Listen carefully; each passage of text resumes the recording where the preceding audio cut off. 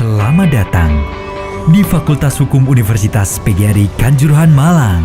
Mari bergabung bersama kami di Fakultas Hukum Unitama. Fakultas Hukum Tidak presisia, Fakultas Hukum luar biasa.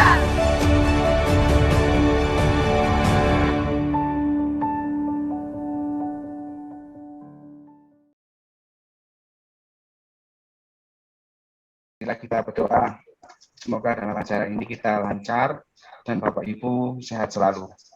Berdoa kami persilakan.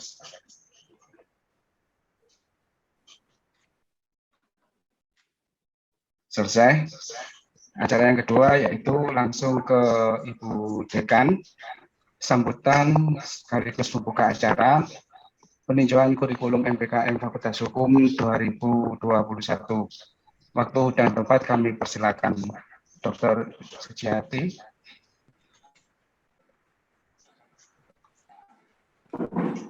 Bismillahirrahmanirrahim.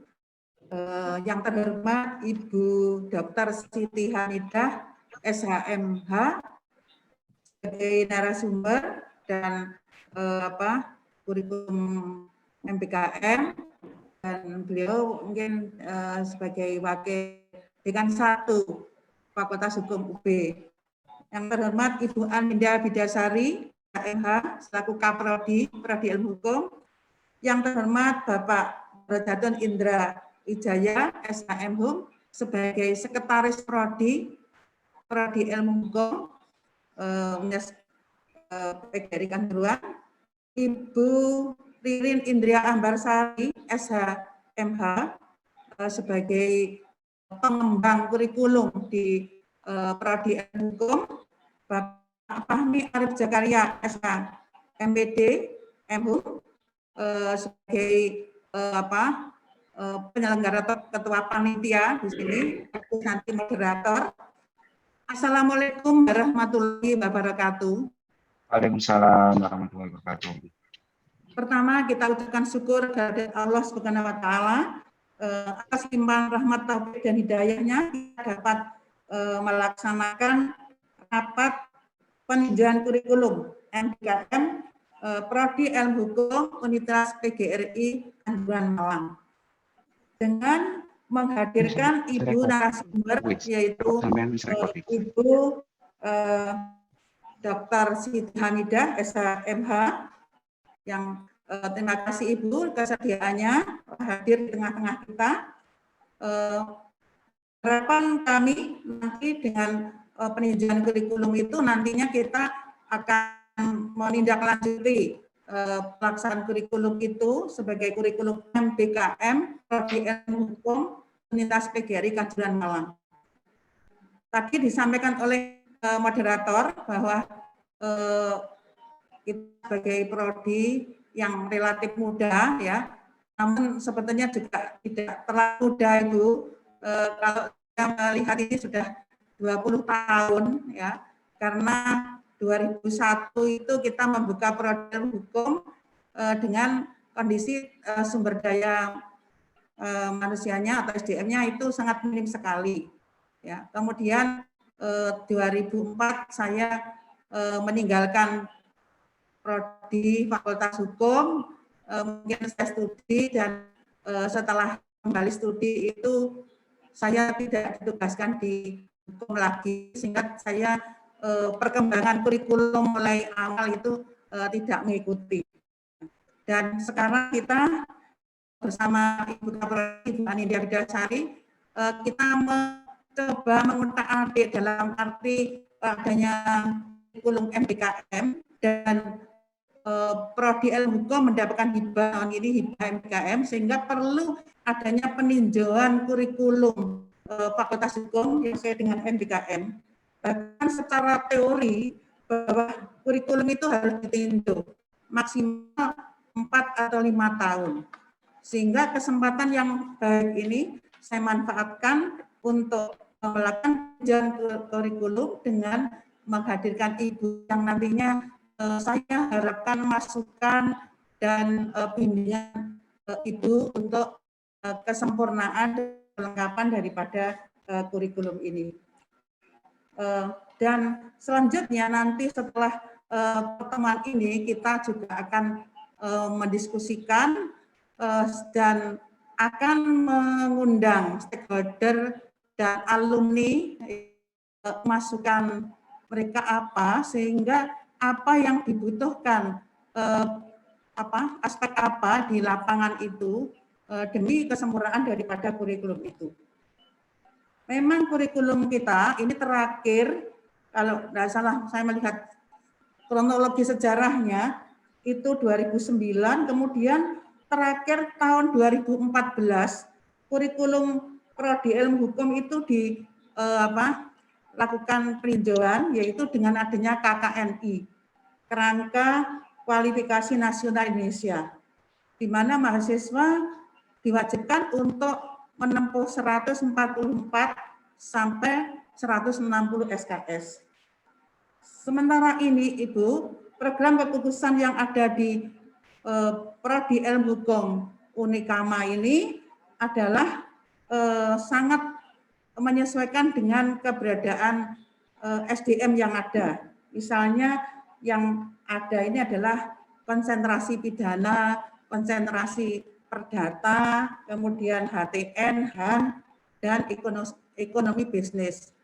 Sedangkan untuk konsentrasi yang lain ini SDM-nya yang belum mencukupi. Dalam capaian pembelajaran ini mencakup pengetahuan, keterampilan umum, keterampilan khusus, yang mana kami juga mengikuti perkembangan di asosiasi Prodi Ilmu Hukum se-Indonesia, itu adanya kurikulum wajib inti yaitu 84 SKS dan institusional 76 SKS. Di samping itu dari 76 itu 14-nya adalah pilihan. Nah, oleh karena itu dengan adanya MBKM ini, kurikulum KKNI itu juga akan merubah atau berubah menyesuaikan. Misalnya dalam prodi akhir-akhir ini juga menyiapkan mata kuliah apa yang ditawarkan ke prodi lain di perguruan tinggi yang sama. Dan mata kuliah apa yang ditawarkan sesama prodi di perguruan tinggi yang lain. Misalnya saja kita di program studi ini dibutuhkan prodi lain, misalnya di program manajemen misalnya, manajemen pemasaran, metode pemasaran, atau lembaga keuangan syariah. Nah nanti mungkin bimbingan atau arahan dari Ibu mungkin akan menjadi bahan kami untuk melengkapi daripada MBKM. Sedangkan kita juga menawarkan untuk prodi lain di luar PT. Yang barusan ini tadi kita ada koordinasi dengan Bapak Warek 1, itu wajib prodi itu menyediakan kurikulum itu. Dan mahasiswa tidak harus ya melaksanakan, tetapi kewajiban prodi adalah menyiapkan kurikulum yang ada memadai MBKM itu. Nah, ini sesuatu hal yang sangat berharga sekali atau kesempatan emas untuk kita bersama-sama untuk membahas mengenai kurikulum. Demikian besar harapan kami, arahan atau masukan dari Ibu sebagai narasumber untuk menjadi bahan pengembangan dan penyempurnaan kurikulum MBKM Prodi Ilmu Hukum Universitas PGRI Kanjuruhan Malang. Demikian Ibu, kurang lebihnya kami mohon maaf kalau ada kata-kata kami yang kurang berkenan, di hati saya mohon maaf. Dengan ucapan Bismillahirrahmanirrahim, maka rapat peninjauan kurikulum MBKM Prodi Ilmu Hukum Fakultas Hukum Universitas PGRI Kanjuruhan dinyatakan dibuka. Sekian, wassalamualaikum warahmatullahi wabarakatuh. Waalaikumsalam warahmatullahi wabarakatuh. Kami ucapkan terima kasih kepada Ibu Suci selaku Dekan Fakultas Hukum. Untuk acara selanjutnya, Bapak Ibu langsung ke acara inti yang kami tunggu-tunggu, yaitu evaluasi sekaligus masukan atau peninjauan kurikulum MBKM Fakultas Hukum oleh Ibu Siti Hamidah. waktu dan tempat kami persilakan Ibu. Ya, terima kasih Pak. Bismillahirrahmanirrahim. Assalamualaikum warahmatullahi wabarakatuh. Yang saya hormati Ibu Dekan Fakultas Hukum Unikama, beserta jajarannya ya, Kaprodi dan Sekretaris Prodi, lalu Bapak Ibu tim kurikulum Fakultas Hukum Unikama serta Bapak Ibu dosen lainnya. Sebelumnya saya ucapkan terima kasih diberi kepercayaan untuk menghadiri kegiatan penyempurnaan kurikulum di FH Unikama. Namun sebelumnya kalau saya bukan mereview ya, lebih banyak mungkin berbagi pengalaman karena kami juga baru memperbaharui kurikulum kami ya mulai tahun 19 kita memperbaharuinya dengan menyesuaikan dengan MBKM dan seterusnya. Jadi ketika kita memperbaharui kurikulum kebetulan ada MBKM jadi sekalian begitu. Nah, tentu saja sama seperti Bapak Ibu sekalian ya, kita juga dimulai dari kebingungan juga, banyak kesulitan karena suatu hal yang baru, karena selama ini kalau kita menyusun kurikulum pada sebelum-sebelumnya itu kan kita fokusnya kepada mata kuliah begitu, sedangkan sesuai dengan peraturan yang baru itu kita fokusnya bukan pada mata kuliah tapi fokusnya adalah pada kita mau menghasilkan anak UBE ya, menghasilkan lulusan dengan output yang kemampuan seperti apa. Nah karena itulah kemarin ketika saya menerima berkas untuk yang direview, yaitu ada persandingan mata kuliah yang lama dengan yang baru, kemudian ada form kurikulum, terus terang untuk dikatakan saya meninjau itu agak kesulitan begitu, karena ini diibaratkan seperti misalnya Bapak Ibu membawa baju yang sudah jadi, kemudian ditanyakan kepada saya, ini cocok nggak untuk adik saya misalnya, padahal saya tidak mengenal adik Bapak Ibu, apakah usianya berapa, tingginya, kemudian kesukaannya warna apa, ini dipakai untuk kegiatan apa, dan seterusnya. Karena itulah, karena saya merasa kesulitan dalam mereview ini, saya akan mencoba berbagi pengalaman saja, agar nanti Bapak Ibu dapat mendapat gambaran, dikaitkan dengan MBKM itu, seperti apa ketika kami dahulu menyesuaikan, jadi kita berbagi seperti itu. Ya. Mohon itu tidak apa ya Bapak Ibu ya. Oke, ini nggak apa-apa. Ya, nanti Bapak Ibu bisa menilai sendiri, karena yang mengetahui lulusan seperti apa yang diinginkan sebetulnya adalah dari pihak fakultas sendiri. Jadi ada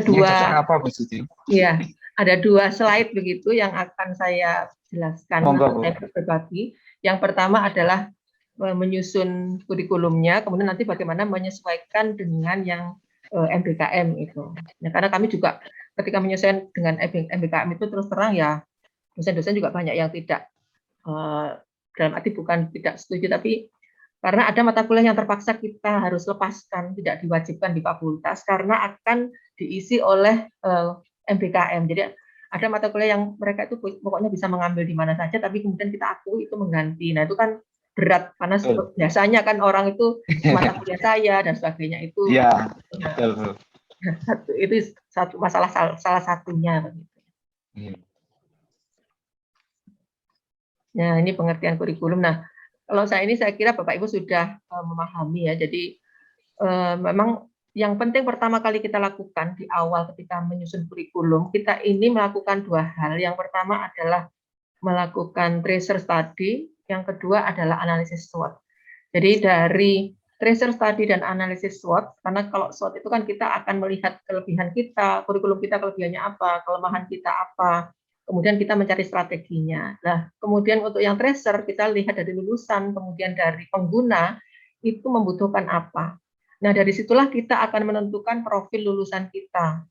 Kita itu punya fakultas akan menghasilkan lulusan seperti apa. Dan ini saya yakin Fakultas Hukum Brawijaya, Fakultas Hukum Unikama, atau Muhammadiyah, atau Universitas Merdeka, itu pasti punya ciri-ciri yang berbeda, yang membedakan satu dengan yang lain, yang nanti disesuaikan pula dengan tujuan dari masing-masing prodi. Karena itu saya katakan, kalau saya langsung melihat hasil struktur kurikulum yang tadi mata kuliahnya apa dan sebagainya, secara garis besar mungkin sama ya, karena ada mata kuliah yang dari asosiasi yang wajib nasional dan sebagainya. Tapi pasti secara substansi ada yang berbeda untuk satu mata kuliah dengan mata kuliah yang lain, walaupun nomenklaturnya sama. Nah ini tentu berkaitan dengan profil lulusan. Jadi profil lulusan inilah nanti akan kita lihat, kita itu mau menghasilkan profil yang seperti apa. Kalau dilihat dari pedomannya itu bisa dari profesi, bisa juga dikaitkan dengan perannya. Nanti akan saya contohkan bagaimana yang dihasilkan oleh Fakultas Hukum Brawijaya. Nanti setelah profil itu sudah kita tentukan, lalu kita isi. Kalau kita ingin lulusan kita itu punya kemampuan A, B, C, D, maka mereka harus bisa apa capaian pembelajaran lulusannya ini. Nah, itulah maka ada yang dari KKNI tadi sudah disebutkan oleh Bu Dekan, ada SNDikti. Itu karena ada yang given ya, seperti sikap itu kan given. Jadi lulusan kita secara nasional ya harus sudah punya sikap seperti ini. Tapi untuk pengetahuan bisa beda-beda walaupun ada asosiasi yang memberikan pedoman. Untuk keterampilan umum mungkin sama, tapi keterampilan khusus mungkin bisa beda-beda. Jadi KKNI, SNDikti, dan sebagainya itu akan mempengaruhi CPL-nya. Nah, lalu turun ke bawah setelah kita mengetahui mereka harus seperti apa yang dihasilkan, maka kita akan menentukan bahan kajiannya, materi apa yang akan nanti diberikan agar mereka bisa mencapai ini. Karena kalau CPL atau capaian pembelajaran lulusan itu kan sikap, pengetahuan, keterampilan umum, dan keterampilan khusus. Lalu bahannya itu sampai sedalam apa, seluas apa, sampai mereka menguasainya seperti apa. Kemudian dari bahan itulah lahirlah mata kuliah dan besarnya SKS sampai kepada struktur. Nah, tadi yang diberikan pada saya lebih kepada strukturnya, saya tidak melihat perjalanan mengetahui profilnya yang diharapkan seperti apa, sehingga saya agak kesulitannya kan di situ yang saya ibaratkan. Saya dapat baju tapi tidak tahu ini untuk alasannya dipakai untuk acara apa, kemudian bagaimana karakter yang akan pakai, dan seterusnya. Itu gambarannya secara sekilas. Nah, ini contoh bagaimana kami melakukan analisis SWOT ya, dari kita bertemu dengan ada saya dengan alumni, dengan macam-macam begitu. Intinya kita mencari kekuatan dan kelemahan kita secara internal. Jadi kekuatan misalnya Brawijaya Fakultas Hukum sudah standarisasi A di Ban PT, internasional ada AUNQIE, kita punya variasi metode pembelajaran. Ini dari mana? Dari apa ya? Dari yang kita peroleh dari analisis dari masyarakat atau dari alumni. Kemudian sistem administrasi yang baik dan sebagainya. Tapi kita juga ada banyak sebetulnya kekuatannya itu, tapi kita pilih yang paling menonjol yang mana. Kelemahannya juga banyak, kita pilih yang paling menonjol kelemahannya di mana. Misalnya kita itu mengakui belum punya karakteristik kurikulum yang khas sebagai pembeda. Misalnya kalau UNER itu punya karakter yang khas, misalnya alumninya itu pasti kuat dalam terkait dengan kontrak drafting misalnya. Jadi mereka tidak kesulitan dalam praktek ketika berperkara misalnya seperti itu ya. Nah, kita kelemahannya adalah itu. Kemudian tujuan kurikulum juga belum spesifik. Beban yang belum merata, effort mahasiswa kadang rendah ya, mudah menyerah. Capaian pembelajaran program studi juga belum tersistematisir. Ada kerancuan double materi dalam satu mata kuliah dengan mata kuliah yang lain. Ini coba kita ukur, jadi ada ukurannya. Kalau metode SWOT itu ada bobot dan ratingnya. Jadi kita juga terpaksa belajar metode SWOT. Ini kita cari kelemahan dan kekuatannya. Lalu kita juga dari luar, dari faktor eksternal, apa yang membuat kita ini kuat dipandang dari luar, misalnya jaringan alumni bagus, pasar lulusan juga cukup bagus, reputasi juga bagus, otonomi, kita punya otonomi dalam merancang kurikulum sendiri. Dan tantangannya juga ada persaingan dengan PT lain, kemudian PT lain itu juga punya strategi yang bagus, biaya kita perkuliahan relatif mahal dibandingkan PTN atau PTS lain, perkembangan PTN, PTS lain juga sangat dinamis dan seterusnya. Nah, dari sini kemudian kita menentukan strateginya, ya ada teorinya, tapi intinya strateginya adalah dari angka-angka itu kita itu harus menggunakan kekuatan yang ada dengan memanfaatkan peluang. Jadi misalnya kita itu mempunyai standar Ban PT, lalu dihubungkan dengan peluang ada ketersediaan alumni sebagai stakeholder. Maka bagaimana caranya? Ya, kita memanfaatkan alumni itu dalam rangka memperkuat jaringan. Jadi ini strateginya ya, mengembangkan dan kurikulum, kerjasama dengan asosiasi profesi, mengharmonisasi irisan materi antar mata kuliah, karena harmonisasi irisannya juga penting Bapak Ibu ya. Kadang-kadang kita tuh ada perkembangan ilmu baru, ilmu hukum baru mau kita tambahkan sebagai wajib, itu sulit karena harus menggeser mata kuliah yang lain. Yang tidak kita sadari adalah ada irisan materi kuliah yang sebetulnya di mata kuliah A sama mata kuliah B sama-sama diajarkan. Nah, ini harus kita teliti semua. Jadi memang setelah kita tahap-tahap yang tadi itu ada terkait dengan bahan kajian itu kita mengumpulkan semua bahan dari seluruh mata kuliah ini yang sangat melelahkan karena kita punya 100 mata kuliah lebih ya, 128. Lalu kita urutkan semua isinya, lalu kita analisis ternyata misalnya di pengantar hukum Indonesia itu kan 4 SKS dahulu, mulai dari sistem hukum. Nah, setelah UTS itu biasanya pembahasan tentang asas-asas hukum. Nah, asas hukum ini kan ternyata juga diajarkan di mata kuliah yang terkait ya, asas hukum Islam, asas hukum pidana. Jadi sudah kita buat aja sekarang PHI itu cukup 2 SKS, bukan 4 SKS, karena yang 2 SKS-nya itu sudah ada juga di mata kuliah yang lain ketika berbicara sebagai bagian dari mata kuliah itu, sehingga 2 SKS-nya bisa kita tambahkan untuk mata kuliah yang baru. Karena kalau kita tiba-tiba meminggirkan satu mata kuliah yang dianggap out of date, ya pasti ada dosen-dosen yang tidak berkenan. Itu perdebatannya akan lama. Jadi kita harmonisasi irisan ini juga sangat penting. Nah, ini beberapa strateginya yang kita lakukan, di samping juga ini ada misalnya peningkatan kompetensi keilmuan dan keterampilan. Jadi artinya kita nanti di dalam kurikulum baru harus meningkatkan keterampilan itu nanti seperti apa? Apakah ada materi keterampilan yang ditambahkan atau metodenya yang diubah dan seterusnya. Nah, di samping itu kita juga melakukan tracer study, bagaimana harapan dari para mahasiswa yang sudah lulus alumni ya, lalu dari para user dan sebagainya, hasilnya sebagaimana ya ini ya, secara garis besar ya. Nanti dari situ, dari tracer dan SWOT itu kita menghasilkan profil. Jadi kita ini nanti profilnya lulusan kita seperti ini. Jadi cirinya apa? Nah, dari ini juga perdebatannya banyak, panjang begitu. Karena apa yang akan kita tonjolkan misalnya adalah ya ini yang sudah lama sebenarnya, nilai humanis, etis, religius, kemudian kemampuan literasi. Yang literasi ini bukan hanya literasi, sebetulnya penjelasannya bukan hanya literasi terhadap buku, tapi juga literasi teknologi, juga perkembangan peradaban, jadi berkaitan dengan itu. Jadi di sini ada yang filosofi ya, keadilan, ada yang terkait dengan keterampilan, ada yang terkait dengan pengetahuan, ada yang sikap, itu sudah coba kita masukkan di dalam profil lulusan. Jadi nanti dari profil inilah kita akan mencari bidang-bidang atau bahan hukum yang sesuai. Nah, jadi itu prosesnya. Nah, kemudian yang penting juga setelah profil kita tentukan, maka sikap, keterampilan umum, keterampilan khusus, dan pengetahuan yang seperti apa supaya profil itu tercapai. Nah, ini kita tidak bisa lepas dari SNDikti dan KKNI tadi sudah ya. Kemudian kita perinci atau breakdown di dalam sikap ini. Kalau sikap ini sudah given ya, ada di dalam standar nasional dan KKNI. Pengetahuan ini yang tadi sudah disebutkan Ibu Dekan, yaitu berkaitan dengan dari asosiasi dan sebagainya. Walaupun nanti kita ubah, kita tambahkan ya boleh begitu. Dengan ciri khas kita misalnya terkait dengan peradaban seperti apa.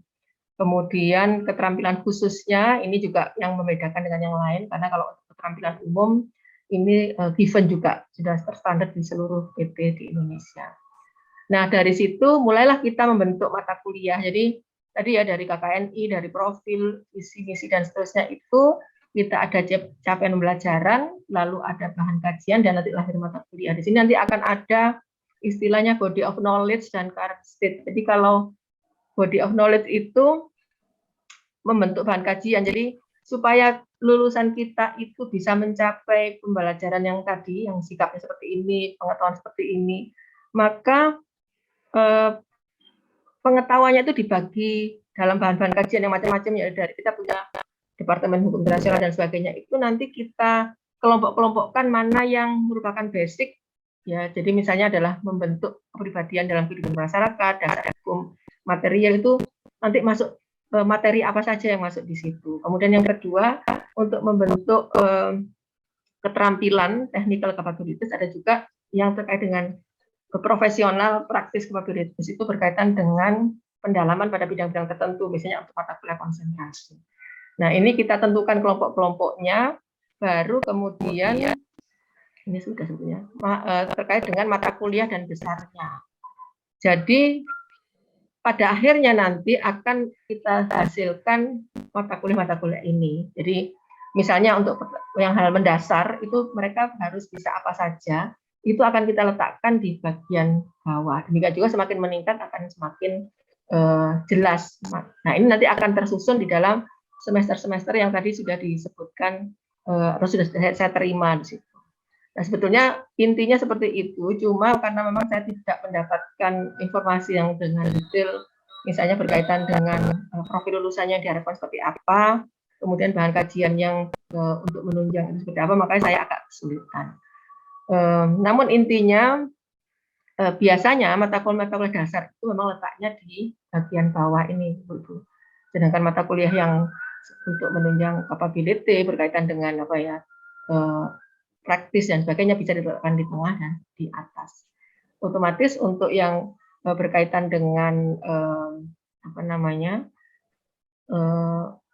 konsentrasi itu karena dia berada di tingkat-tingkat atau tujuannya adalah lebih kepada membantu mahasiswa untuk tugas akhir, maka dia letaknya di atas, jadi mendekati tugas akhir.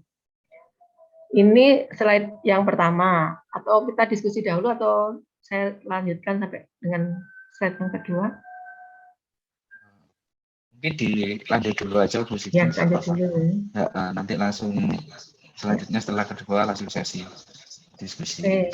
Nah, kemudian kita waktu proses membuat kurikulum itu, waktu itu belum ada Merdeka Belajar, tiba-tiba ada konsep yang ini. Jadi kita menyesuaikan lagi, jadi yang sudah kita susun, walaupun belum sempurna jadi ya, tiba-tiba ada pesan berkaitan dengan konsep Merdeka Belajar. Nah, untungnya di Brawijaya ini, ketika ada MBKM, diaturlah peraturan rektor yang mendukung seperti ini. Jadi kalau kita kembali pada peraturan menteri itu kan, MBKM itu sebetulnya tadi sudah disampaikan juga itu hak mahasiswa. Jadi mahasiswa nggak wajib saya ikut Merdeka Belajar, tapi ketika mahasiswa milih kita harus menyediakan. Nah, untuk menyediakan itulah kita harus menyesuaikan dengan kurikulum kita tuh harus disesuaikan, memberikan kesempatan mahasiswa bisa masuk di situ. Nah, intinya MBKM itu memberikan kesempatan mahasiswa untuk belajar di dalam program studi dan di luar program studi. Ketika mereka memilih di luar program studi, pilihannya di mana saja, bisa pada universitas yang sama-sama di Brawijaya atau sama-sama di Unikama, tapi ngambil di fakultas yang lain. Atau di program studi yang sama-sama fakultas hukumnya, tapi di perguruan tinggi yang berbeda. Atau bukan pada program studi, tapi pada pembelajaran di non-perguruan tinggi, misalnya institusi apa, dan sebagainya. Nah, ini yang harus kita siapkan di situ. Nah, sebetulnya yang agak ribet itu adalah ada batasan 20 SKS gitu. Jadi kan 20 SKS satu semester itu, maka kita harus milah-milah mata kuliah apa yang mereka satu semester mengadakan kegiatan di luar, kemudian kita akui di situ. Nah, walaupun ini 20 SKS nanti akan ternyata mungkin akan ada perubahan ya, karena agak kesulitan sendiri. Jadi kita itu di peraturan menteri ini 20 SKS, namun yang ditawarkan berbagai macam institusi atau dari kementerian sendiri kadang-kadang juga nggak sampai 20 SKS. Jadi bisa satu semester sampai 40 SKS ya, kalau ini 2 semester, bahkan juga sampai 3 semester juga diperbolehkan. Nah, di Brawijaya sebagaimana saya sampaikan, ini untuk Merdeka Belajar sudah ditentukan beberapa standar menyesuaikan dengan peraturan tadi itu. Jadi untuk SKS minimal sama ya, 144 sampai 160. Lalu ada mata kuliah umum yang ini sama seluruh Indonesia, agama, Pancasila, kewarganegaraan Indonesia. Saya lihat di Unikama juga sama karena ini sudah pakem begitu. Nah, kemudian ada juga mata kuliah muatan universitas. Nah, ini yang bisa membedakan antara satu universitas dengan yang lainnya. Nah, di Brawijaya sudah ditentukan mata kuliah muatan universitas itu adalah skripsi, kemudian KKN, atau di sini kadang-kadang PKM, namanya istilah macam-macam. Lalu ada mata kuliah kewirausahaan karena Brawijaya sudah mencanangkan sebagai entrepreneurial university, ada bahasa Inggris. Saya lihat di Unikama tuh ada mata kuliah terkait dengan lintas budaya atau apa tadi saya lihat kekhasannya, itu bagus juga karena itu juga menjadi kekhasan. Nah, ini mata kuliah yang harus ada dan diambil mahasiswa di dalam, karena satu adalah mata kuliah umum, lalu mata kuliah universitas. Kemudian ada kelompok mata kuliah wajib program studi yang tadi kalau yang di peraturan 86, kalau kami mengambil 90 SKS. Lalu ada mata kuliah pilihan. Nah, kita sekarang adalah menentukan mata kuliah yang wajib dahulu. Jadi ada mahasiswa yang harus mengambil di Fakultas Hukum Brawijaya. Kalau di Unikama ya harus mengambil di Unikama. Di samping tadi ada mata kuliah umum dari nasional, ada mata kuliah dari universitas, maka ada mata kuliah yang wajib program studi. Untuk menentukan mata kuliah yang mana ini, kita kembali lagi kepada profil lulusan dan CPL-nya. Jadi, capaian pembelajaran lulusan kita dengan ciri-ciri untuk membentuk profil itu harus selesai pada 90 SKS yang ini, mata kuliah wajib. Sedangkan yang sisanya, di luar yang 90 wajib itu, atau umum maupun universitas, itu bisa diambil di luar. Nah, ini karena itulah pilihan di dalam Brawijaya itu ada reguler, berarti reguler ya mereka nggak ngambil apa-apa, dalam arti nggak mengikuti program Merdeka Belajar yang di luar, jadi ya seperti biasa kuliah di dalam sendiri. Ada juga pilihannya mereka belajar 1 semester di dalam UB, jadi tadi misalnya mahasiswa mengambil di ekonomi, atau mengambil di VIA, atau mengambil di fakultas yang lain.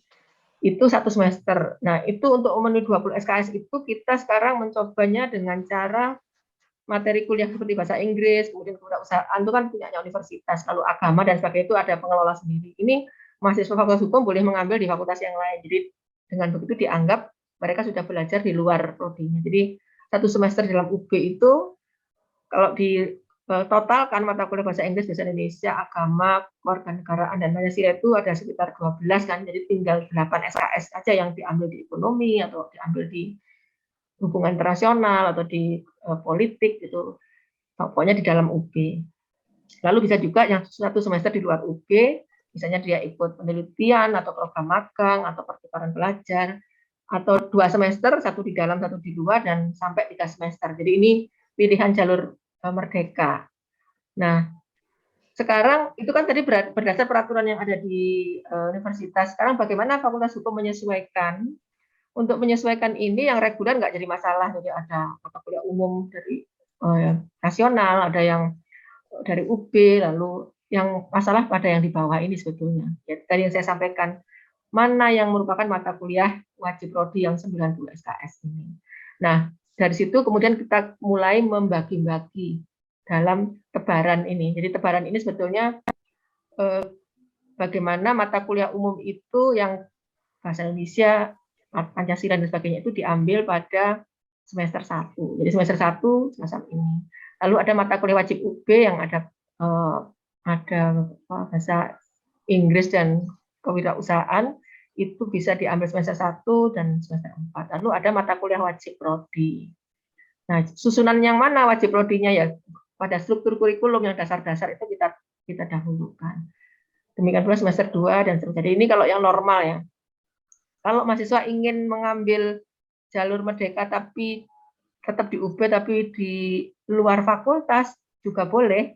Nah, kita tentukan yang ini karena kita hitung mata kuliah wajib umum itu seperti mata kuliah yang diambil di luar prodi. Yang warna kuning itu adalah mata kuliah yang diambil di luar Fakultas Hukum, di luar prodi Fakultas Hukum, tapi masih dalam UB. Jadi Pancasila, kewarganegaraan, bahasa Indonesia, pendidikan agama ini, lalu kewirausahaan dan tadi bahasa Inggris ini, nah ini diambil di luar prodinya. Yang di dalam prodi tetap mata kuliah wajib seperti PHI, PIH dan seterusnya. Nanti pada semester ke-6 mereka mengambil mata kuliah di luar Fakultas Hukum, apakah di ekonomi, di VIA dan seterusnya. Yang lainnya tetap diambil di Fakultas Hukum. Bagaimana kalau mereka ikut yang di luar? Karena bisa juga di luar UB diambil. Ada 8 pilihan ya, Bapak Ibu. Magang, asisten mengajar di satuan pendidikan, penelitian, riset. Kita tidak semuanya bisa menyediakan. Yang saya beri warna hijau, kuning itu yang bisa disediakan Fakultas Hukum sendiri ya. Jadi kita kerjasama dengan kantor hukum, alumni kita sendiri sebetulnya, dan menitipkan mahasiswa di sana untuk belajar 20 SKS, mulai dari membuat praktek peradilannya, membuat kontrak, bahkan yang di luar dari aspek hukum, jadi misalnya manajemen kantor hukum, kemudian bagaimana cara berkomunikasi, kepemimpinan, itu juga bisa nanti diakui. Nanti ada tim yang akan mengkonversi nilai-nilai itu. Jadi yang kita lakukan magang, praktek kerja, lalu penelitian riset, kita juga ada kerjasama dengan Kementerian Polhukam begitu. Jadi sebenarnya dosennya yang ada penelitian, kemudian mahasiswanya diikut sertakan karena 20 SKS ya juga banyak tugas-tugasnya, ya mulai dari turun lapang, membuat laporan, membuat artikel dan sebagainya. Lalu ada pertukaran pelajar, kita kerjasama dengan, karena harus ya, antar institusi ya, Mula Warman, Lambung Mangkurat, Trunojoyo, Universitas UNS begitu. Untuk mahasiswanya saling bertukar, cuman sayangnya mahasiswa yang kita agak ogah-ogahan keluar gitu, karena mungkin di masa pandemi ini kuliah di mana-mana juga sama-sama online gitu ya. Tapi yang dari luar cukup banyak, sekitar 70-an gitu, dan mengambil 20 SKS. Nah, ini yang di luar itu, yang di luar apa namanya, di luar prodi atau di luar fakultas hukum. Letaknya di mana? Ini sama seperti tadi, jadi ini semua diambil di dalam, kemudian pada semester 7 mereka bisa mengikuti pertukaran pelajar atau magang dan seterusnya.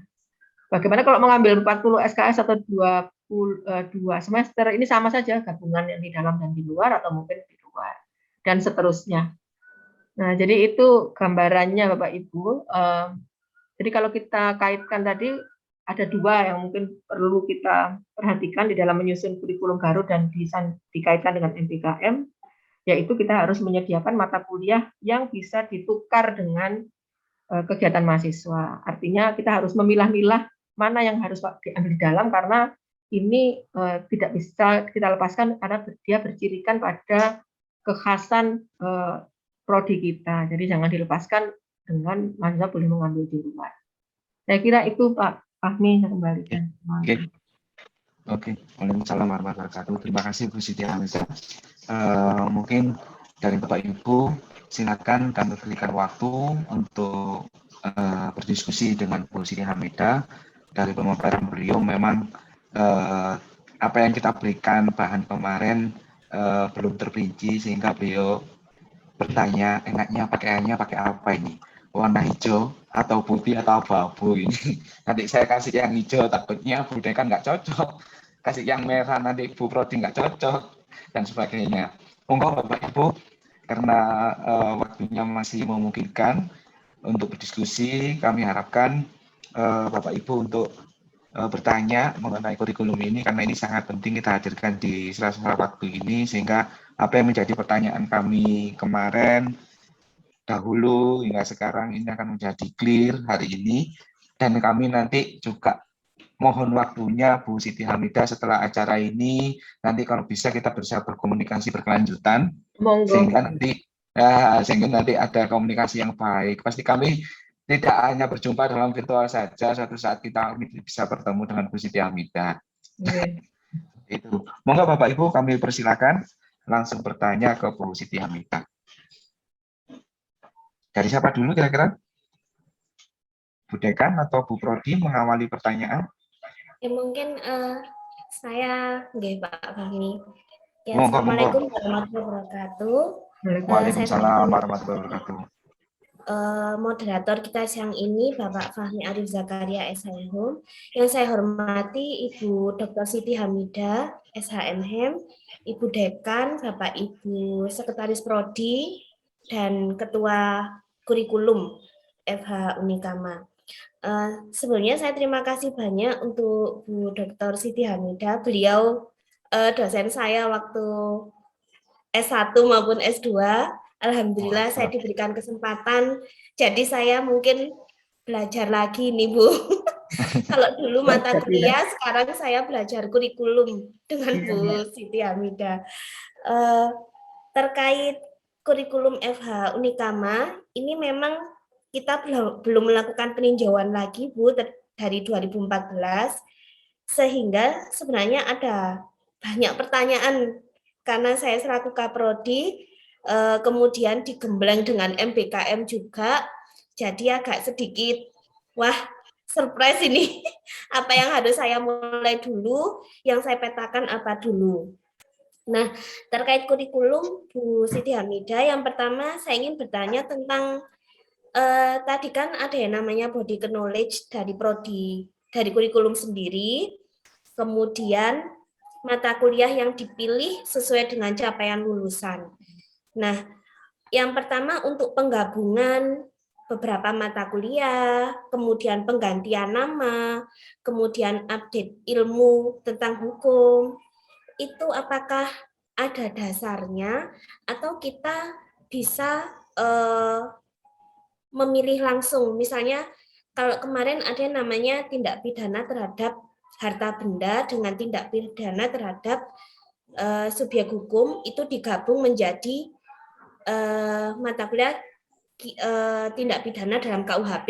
Nah, itu apakah ada dasarnya atau seperti apa?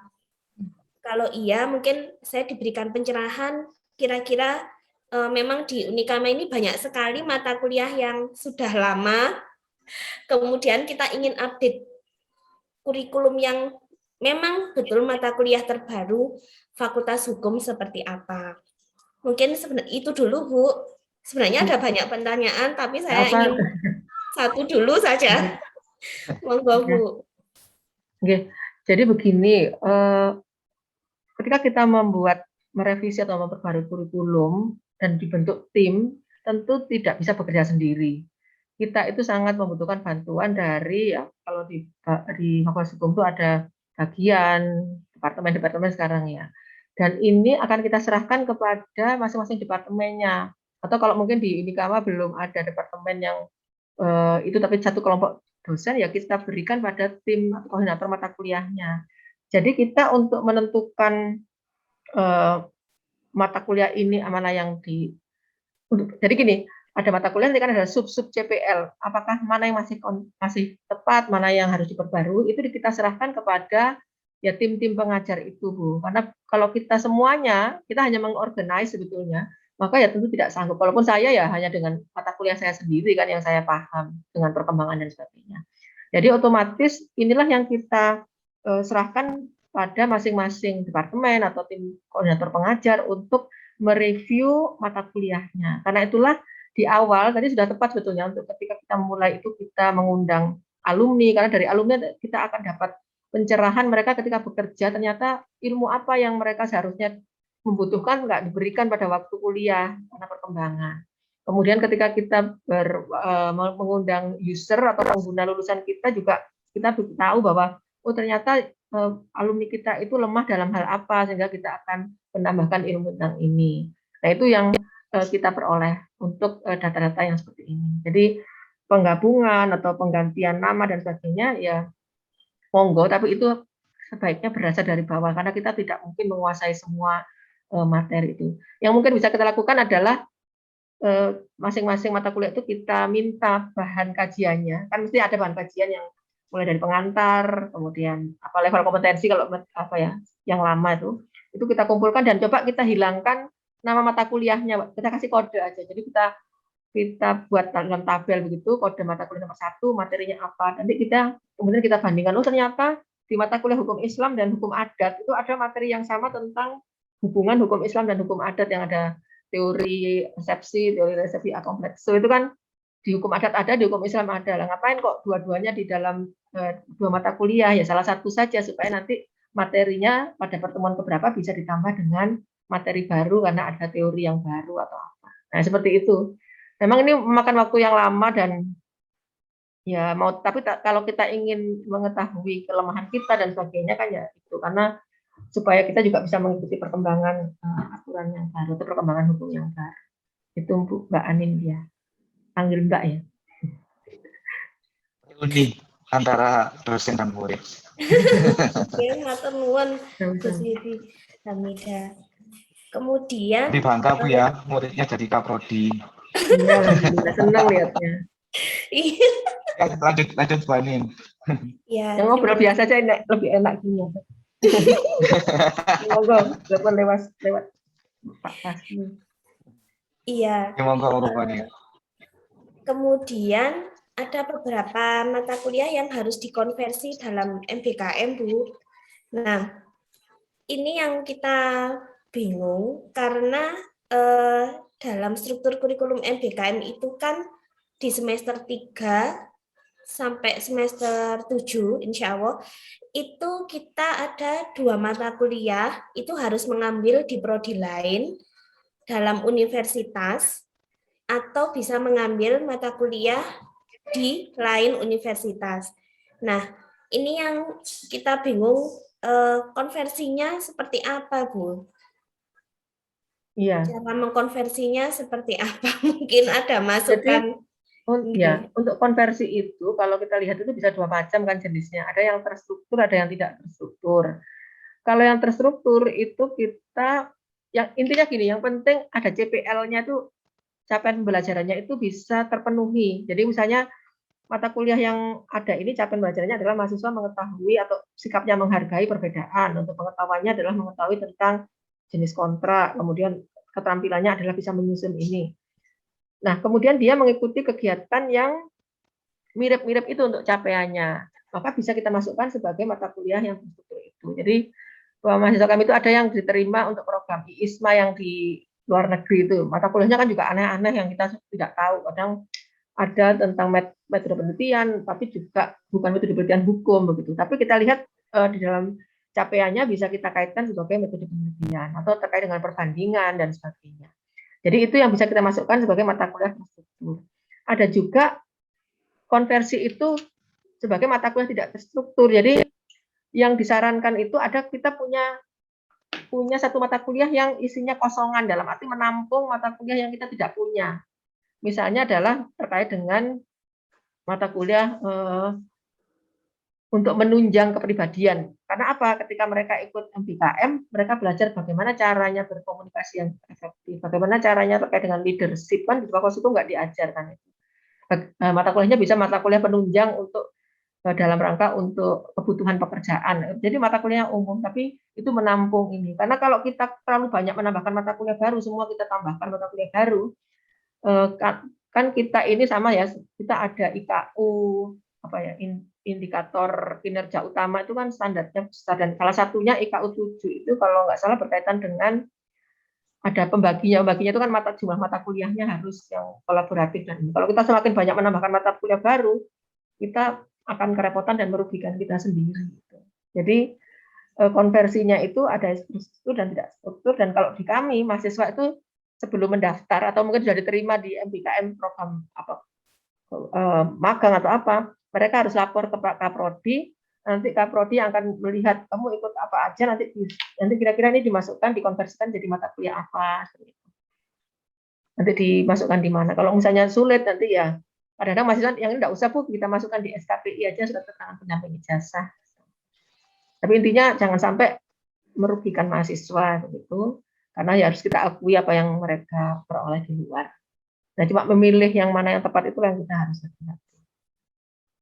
Untuk yang di luar prodi di Fakultas Hukum Brawijaya, di Brawijaya ya, kita akui karena memang kita itu kan yang di luar prodi itu bisa kita mengakui misalnya agama itu kan bisa diambil kalau di Kanjuruhan ada fakultas apa lain selain Fakultas Hukum itu kan bisa kita lakukan juga, misalnya mereka mengambil mata kuliah bahasa Inggrisnya di Fakultas Bahasa misalnya, maka bisa kita akui. Ini monggo, saya kembalikan ke Pak Fahmi. Oke, Bu Ani, bagaimana penjelasannya? Kira-kira ada beberapa masukan yang sangat penting nanti menjadi catatan buat kita semua. Selain tadi banyak sekali, mungkin sebelum Bu Ani sudah selesai belum?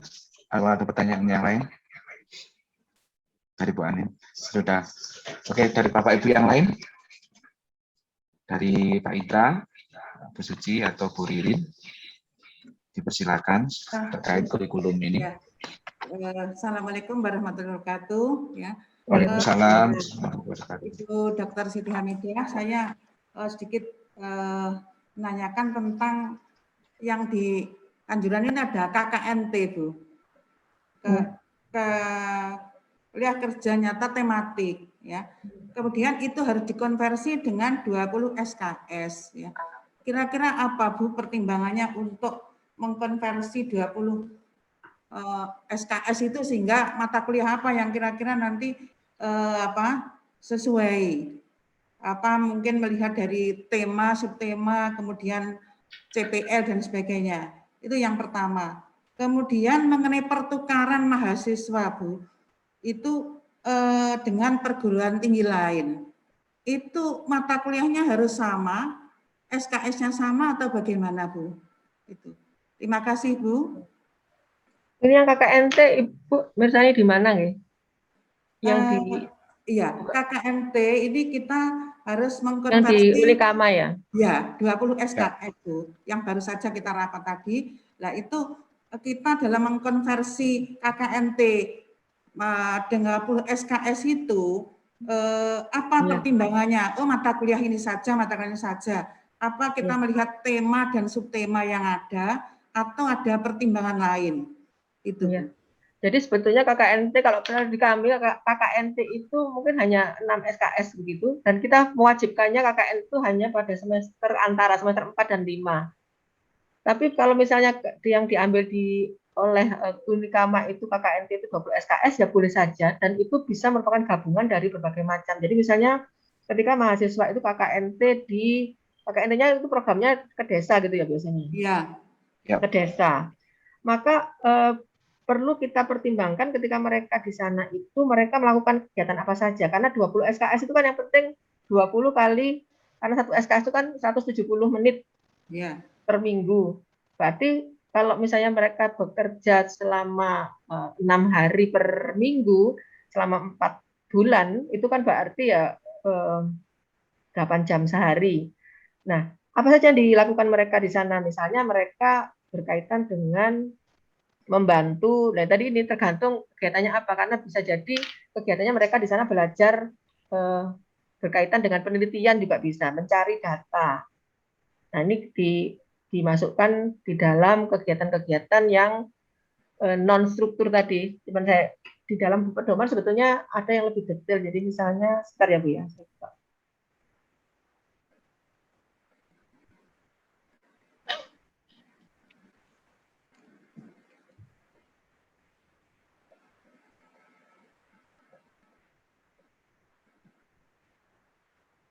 Nah, misalnya gini, jadi ketika mereka ini dicontohkan ketika magang, maka mata kuliah apa yang bisa kita akui dan nanti dimasukkan di dalam KRS-nya, KHS-nya adalah yang mulai hard skill sampai soft skill. Yang hard skill misalnya adalah mereka merumuskan permasalahan yang ada di pedesaan. Ketika mereka ada di desa kan mereka merumuskan itu. Ini bisa kita masukkan sebagai kalimat itu, bisa juga kita kaitkan misalnya sebagai sosiologi hukum. Pada itulah pihak pendamping itu penting supaya bisa menilai apakah mereka betul-betul melakukan itu.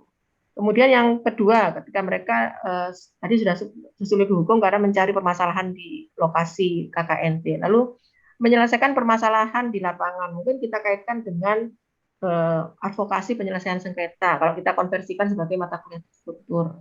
Tapi kalau kita tidak sebagai mata kuliah terstruktur juga bisa, misalnya berkaitan dengan tadi itu, menyelesaikan permasalahan di lapangan umum seperti itu. Atau misalnya yang soft skill-nya adalah kemampuan berkomunikasi, itu sebagai mata kuliah yang tidak terstruktur. Jadi karena kita di Fakultas Hukum tidak ada mata kuliah ini, jadi ini kita hitung berapa SKS untuk kemampuan komunikasi, kemampuan bekerja sama, bagaimana menilai kerja kerasnya, kepemimpinannya, kemudian bagaimana kreativitasnya. Ini yang kita pilah-pilah. Sehingga kalau kita membuat program KKNT itu yang 20 SKS, ya memang pertama jam kerjanya yang itu harus ada logbooknya, itu harus terpenuhi 20 SKS sebagaimana kalau mahasiswa kuliah, berarti berapa jam kerja kan 50 menit kegiatan mandiri, 70 menit terstruktur, 70 menit kerjasama kelompok atau apa saya tak lupa. Kemudian yaitu yang mereka bisa melaporkan hal-hal yang berkaitan dengan kegiatannya itu, pertanggungjawabannya di sini. Tapi kalau di Fakultas Hukum dan di Brawijaya kita lebih memudahkannya nggak 20 begitu. Jadi kalaupun KKNT itu fokusnya di semester tersendiri yang terpisah begitu. Sedangkan yang 20 itu ya kalau mereka magang atau perlukan pelajar dan seterusnya. Membangun desa atau mungkin Ibu, tapi ya ini masing-masing perguruan tinggi punya pilihan sendiri ya. Kalau misalnya sudah kebijakan universitas KKNT 20 SKS, nah caranya adalah pada 20 SKS itu kita pecah-pecah menjadi apa, itu yang penting kita tentukan. Ini di pedoman MBKM ada beberapa contoh seperti itu. Kemudian tadi pertukaran pelajar, pertukaran mahasiswa. Jadi kalau kami itu untuk mahasiswa yang dari luar ke dalam, ya kita akan hanya menawarkan mata kuliah, mereka boleh mengambil mata kuliah apa saja, dan mata kuliah itulah yang akan nanti diinjek di SIAM-nya mahasiswa, di sistem informasi mahasiswa. Nah, untuk mahasiswa kita yang ambil di luar, itu kita akui apa adanya. Jadi misalnya mereka mengambil mata kuliah hukum adat Minangkabau yang di sini nggak ada, kemudian mereka mengambil di Universitas Andalas, ya kita terima, jadi kita berikan tempat untuk mata kuliah itu.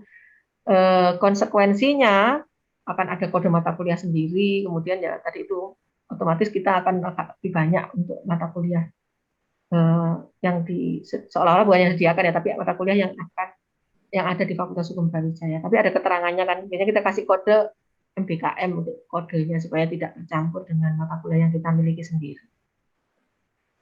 Jadi tampaknya nanti tim kurikulumnya juga ada ini untuk tim untuk konversi Bu Anindya supaya tidak berat ya. Jadi karena ini cukup apa ya? Karena masing-masing mahasiswa itu ketika ikut magang, ikut pertukaran mahasiswa itu kan beda-beda untuk konversinya. Jadi kita harus begitu mereka diterima harus kita siapkan dahulu supaya nanti nggak bingung ketika mereka sudah selesai.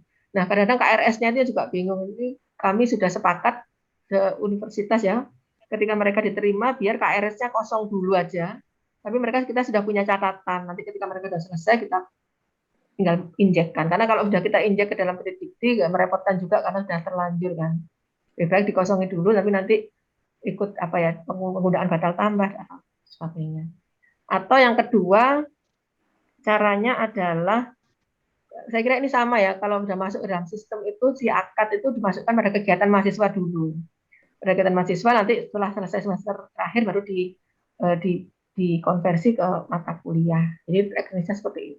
Masing-masing ada kelebihan kelemahannya ya, karena kalau dia kegiatan mahasiswa dulu biasanya IP-nya nggak bisa dipakai untuk semester depannya, kan itu masalahnya. Jadi ini kita kalau yang dari apa ya cerita-ceritanya orang-orang yang menyusun MBKM ini kan staf SKM, staf K-nya apa nih? Staf kepresidenan itu yang berkaitan, itu masih muda-muda dan alumni luar negeri. Dan ketika itu sudah dicanangkan, yang kerepotan ya sebenarnya di kementerian ya, dan kita juga karena banyak hal yang harus kita persiapkan ya terkait dengan substansi, terkait dengan administrasi. Ya tapi mau tidak mau ya harus kita lakukan supaya ini tetap jalan. Oke, monggo. Oke. Nah, memang betul sekali Bu Siti Amita. Bagaimana Bu Suci? Ya, terima kasih Bu. Jadi masukannya tadi pengarahnya banyak pertimbangan tadi ketika harus mengkonversi dengan mata kuliah yang ada di perguruan tinggi lain misalnya. Mungkin di sana 4 SKS, di tempat ini 3 misalnya Bu. Jadi ini mungkin harus menyesuaikan dengan pertimbangan-pertimbangan tadi. Sehingga kita mengikuti sana Pak ini itu Bu maksud saya mungkin iya. Biasanya kita mengikuti sana Bu. Oh iya. Iya. Oke, matur nuwun Bu. Sami-sami. Oke, terima kasih Bu Suci. Mungkin ada yang lain Bapak Ibu? Bu Ririn atau Pak Indra? Ya, saya Pak Fahmi. Oh iya, silakan. Kalau ketemu dosennya pasti banyak bertanya. Matur nuwun Pak Fahmi. Bu Hamidah, kemudian di Prodi Ilmu Hukum Unikama ini sendiri sebenarnya kita belum ada departemen Bu, jadi belum ada penjurusan. Nah, yang saya tanyakan pertama adalah apakah memungkinkan jika kita ini monoprodi kemudian diadakan penjurusan. Kemudian yang kedua, ini tadi memang kalau kita sebarkan ke setiap departemen, kalau kita belum ada, otomatis kan kita memetakan sendiri bersama tim ya Bu ya. Nah, untuk kurikulum selanjutnya sebenarnya kita akan membuka penjurusan sebenarnya Bu, karena kita ketinggalan dengan fakultas hukum lainnya yang sudah punya penjurusan.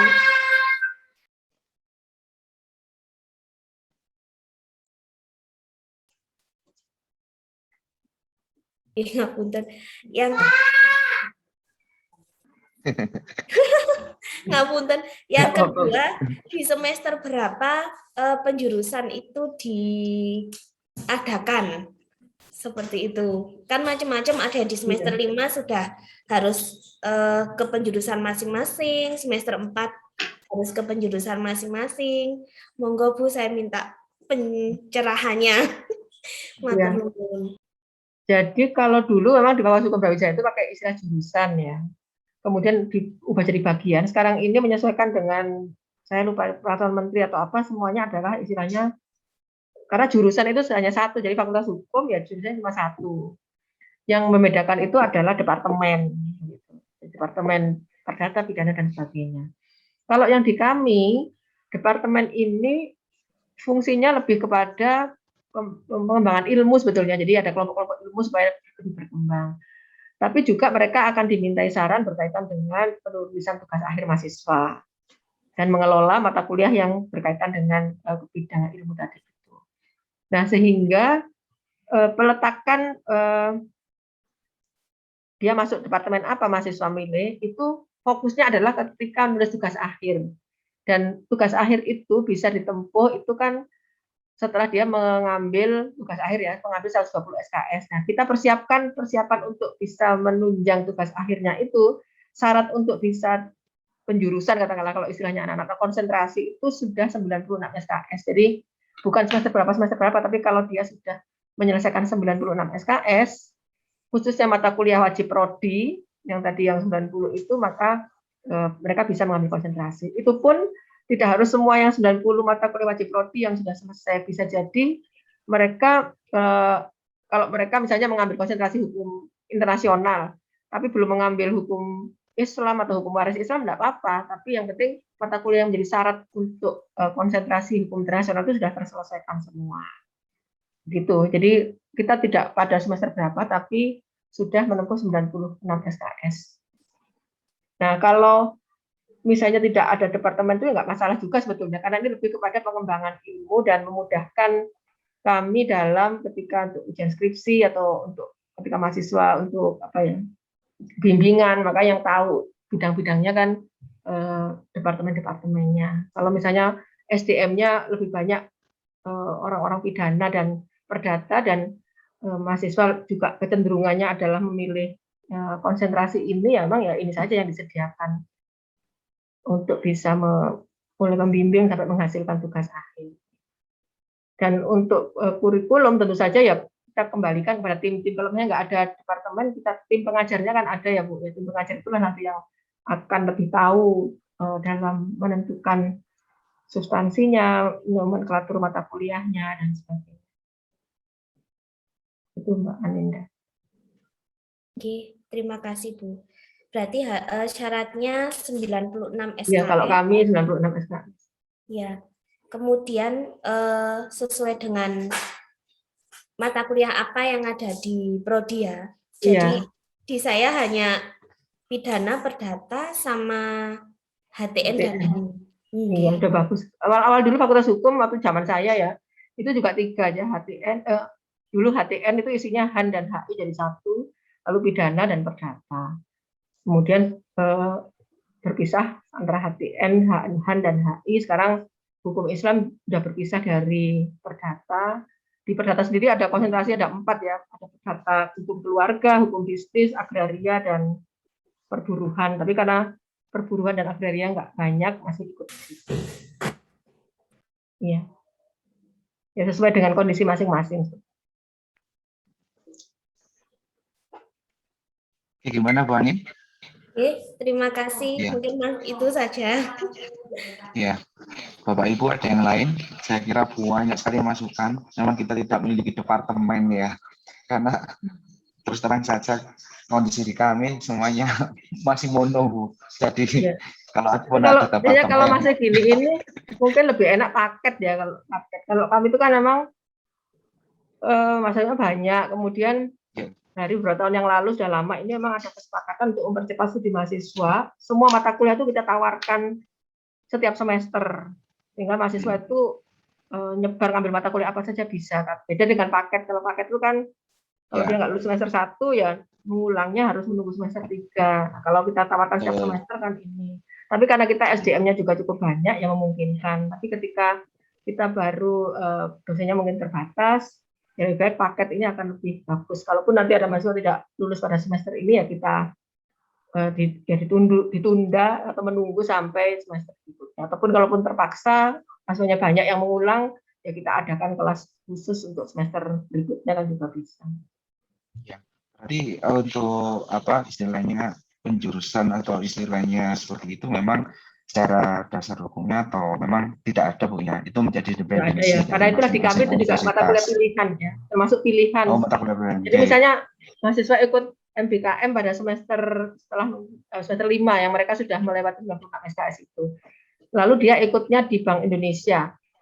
Nah, maka ya mata kuliah yang dia ambil itulah yang nanti kita konversikan ke mata kuliah konsentrasi, misalnya terkait dengan perbankan, terkait dengan persaingan usaha, ya seperti itu misalnya. Toh, ya, artinya kan dia tidak harus juga ngambil konsentrasi. Jadi kita punya misalnya Brawijaya itu ada kelas Kediri, salah satu di kelas Kediri itu ada fakultas hukumnya, dan tidak mungkin mereka menyediakan semua konsentrasi itu. Jadi tidak ada seperti yang itu. Jadi mereka ketika sudah semester akhir mau nulis tentang apa, mata kuliah apa yang itu yang dibutuhkan diadakan. Dan tidak ada penjurusan. Tidak ada penjurusan gitu. Oke. Itu yang memang menjadi pertanyaan. Mungkin sudah terjawab. Nanti kita kemas. Istilahnya kita masih pengelola dapurnya Bu. Nanti kalau sudah matang kita sajikan itu menjadi menu yang indah dan enak gitu. Oh iya, ini sebetulnya kadang-kadang kan juga dibutuhkan interdisiplin juga. Jadi pidana dengan perdata itu juga bisa. Misalnya saya itu kadang membimbing juga mahasiswa pidana yang berkaitan dengan tindak pidana perbankan atau lingkungan berkaitan dengan perbankan juga ada. Artinya tidak strict begitu ya. Iya betul. Mungkin Bapak Ibu yang lain ada pertanyaan lagi? Pak Fahmi, saya ya. Oke, monggo Bu Suci. Jadi istilahnya lebih tepat konsentrasi atau kalau jurusan tidak ada ya Bu? Ya kalau fakultas hukum ini satu jurusan aja, jurusan ilmu hukum. Jadi mungkin tadi terdapat 9 SKS itu konsentrasi perdata, konsentrasi pidana misalnya. Kemudian dengan adanya seperti itu Ibu, berarti penyajian kurikulum kita akan menyesuaikan dengan konsentrasi yang ada, misalnya HI tidak ada, kemudian lain tidak ada, berarti struktur sajian kurikulum kita sesuai dengan konsentrasi yang kita tawarkan, SDM yang ada, begitu Bu. Ya. Jadi kembali lagi kita itu mau menjadikan mahasiswa kita punya kemampuan apa. Kalau kita menyatakan punya kemampuan berkaitan dengan hubungan hukum dengan dunia internasional, ya otomatis kita harus menyediakan bahan kajian yang isinya itu. Nah, otomatis ya kita memerlukan konsentrasi itu. Yang penting kan itu, Bu. Jadi kita ini profil lulusan kita itu diharapkan punya kemampuan dalam bidang apa, perdata, pidana misalnya, atau tata negara. Nah, itulah yang kita sediakan bahan-bahan kajian dan mata kuliah yang berkaitan dengan itu. Nah, kalau kita misalnya mahasiswa kita nanti akan punya kemampuan dalam menyelesaikan permasalahan di masyarakat berkaitan dengan hukum adat, ya otomatis kita harus punya konsentrasi atau mata kuliah yang menunjang itu. Sebenarnya itu saja intinya. Jadi kita mau menghasilkan anak-anak seperti apa, lalu mereka harus kita bekali apa, mata kuliahnya apa, dan kita SDM-nya harus mampu untuk memberikan itu. Begitu. Terima kasih Bu. Oke. Berarti istilahnya konsentrasi ya. Ya, bisa konsentrasi mungkin lebih ya. Ya. Karena dia membantu pengembangan ilmu yang untuk penunjang mahasiswa memperoleh materi itu. sekali Bu Siti. Mungkin ada yang lain Bapak Ibu? Karena nanti diberitahu sama Bu Siti di jam-jam tertentu sudah ada janjian. Iya, tadi ada mahasiswa mau komplain soal apa gitu loh. Oh, ada audiensi. Ini. Nah, nanti ngomong masih ada waktu, monggo Bapak Ibu silakan bertanya ke Bu Siti Hamidah, karena banyak sekali yang menarik tadi yang sempat kita terima, tidak hanya tentang istilah konsentrasi di sini nanti harus kita sepakati kaji lagi Bu, tapi mengenai juga memilih 20 SKS itu apa saja, nanti kita memakai sistem paket. Ini yang lebih penting lagi yaitu nanti lulusan ini kita perkuat di mana, ya kan, itu yang tadi menjadi problem juga di Bu Siti, atau mungkin kalau kita lihat di universitas lain memang kalau punya ciri khas gitu Bu ya, kalau di universitas lain penguatannya di kotak drafting atau yang lain, kalau kita nanti di apa gitu kan, kalau misalnya di Bu Siti sudah di konsep di bidang tertentu, mungkin yang nanti ini harus kita coba kaji lagi. Silakan Bapak Ibu, ada yang lain? Atau cukup begitu, sehingga nanti bahan masukan-masukan ini kita share bersama, ini nanti kita coba perbaiki Bu Siti, sehingga nanti ada pertemuan lagi, mungkin nanti kita komunikasi sehingga nanti apa yang menjadi sesuatu pertanyaan yang muncul di perjalanan nanti, sehingga kami harus konsultasi dengan Bu Siti Hamidah. Ya, begitu Bapak-Bapak Bu. Kalau membutuhkan bisa contoh kurikulum kami juga nanti akan saya kirimkan kalau memang dibutuhkan, karena ada prosesnya juga, ada lengkap di situ proses mulai dari SWOT-nya, kemudian tracernya. Itu yang penting itu nanti. Statistik yang lain, nanti hasilnya CPL-nya seperti apa, konsepnya, mungkin itu nanti menjadi cerminan kami untuk mengonsep apa yang cocok buat baju di universitas kami gitu. Itu aja Bapak Ibu. Ada yang lain mungkin? Bu Anin, Bu Kaprodi, ada Bu Suci, Bu Dekan, Saya cukup. Bu Lilin. Nanti kalau cukup, iya, saya dikerjakan dulu. Oke. Pak Indra sekaligus Kreatif Prodi. Saya cukup Pak. Tadi cukup ya. Mau meminta saran memulai peninjau kurikulum kita juga untuk setidaknya memperbaiki kurikulum kita ke depan. Cuman kok tadi Bu Siti sudah men-share materi, ya saya cukup Pak. Oke. Terima kasih Bu Hamidah. Sama-sama. Ya. Bu Siti Hamidah. Ya. Saya juga mohon maaf kalau ada kekurangan dalam menyampaikan. Oke, kalau begitu nanti masih kita ganggu untuk menyempurnakan game. Oh, siap. Bu Siti Hamidah sampai ganggu. Ganggu muridnya nggak apa-apa. Karena ini salah satu lulusan konsep dari Bu Hamidah. Ya kan, banyak jadi kaprodi, banyak yang jadi dosen. Jadi keberhasilan ini harus kita syukuri, ilmunya kita harus share bareng. Gitu nggih ya, Hamidah. Jadi itu aja Bapak Ibu. Sehingga nanti ketika ini nanti menjadi kajian yang mungkin sudah diperbaiki, kita nanti share kembali ke Bu Siti Hamidah. Saya mengucapkan terima kasih banyak buat Bu Siti Hamidah meluangkan waktunya untuk kami. Semoga nanti harapannya kami bisa lebih besar lagi fakultasnya, bisa bikin departemen karena kita masih monoprodi Bu. Ya, itu harapan kami bersama. Itu aja, kami mohon maaf sebesar-besarnya kalau jika ada kata salah, itu kami sebagai manusia Bu. Gitu. Itu aja dari kami. Assalamualaikum warahmatullahi wabarakatuh. Terima kasih Bu. Saya pamit ya. Assalamualaikum Bu. Terima kasih Bu. Terima kasih Bu.